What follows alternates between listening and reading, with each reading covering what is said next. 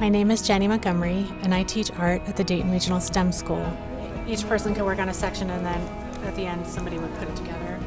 My responsibilities include teaching art content knowledge, giving students a variety of experiences with different mediums, techniques. It's really important for me to give my students an experience where they recognize themselves as creative beings and to have that opportunity to explore that part of themselves.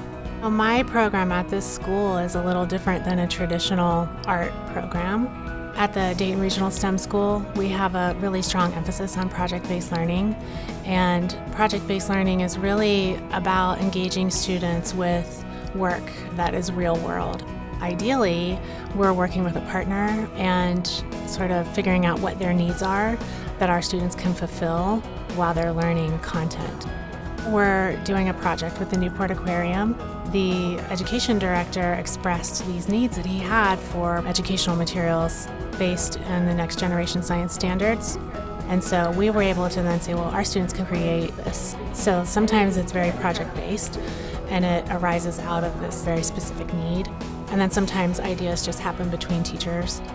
Right now, our class is creating wearable fashion that incorporates technology. So the students are learning how to make circuits and using Arduino boards and writing code in order to control lighting and sound that's associated with their garments. So the snap will be on the outside. Yeah, so they two snaps on each side, one for the positive, one for the negative, and then those will run down the LEDs on the shorts. We've just finished a project in which students were creating kinetic mobiles, so they worked with a professional artist. There were a lot of physics involved in that. Some of it was new to me, and that happens a lot when we collaborate. I'm not necessarily familiar with the content, but I can draw on the expertise of either other professional artists or other instructors in our school, which is really wonderful. This might be an opportunity for you to say, oh, I might be able to come over and help you with that. Like I know yesterday. When I think about my role as a teacher, I really feel like much more of a facilitator.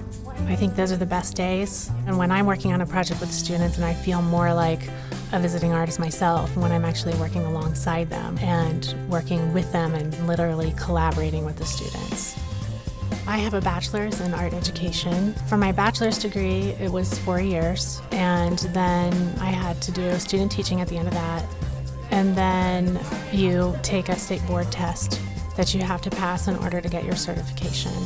I decided to be an art teacher because I really love working with people. I love collaborating. I love the synergy that comes from working with other people and sharing ideas, and I love teaching art. I feel really lucky to be in this position because this is such a wonderful school. It's a unique learning environment and opportunity.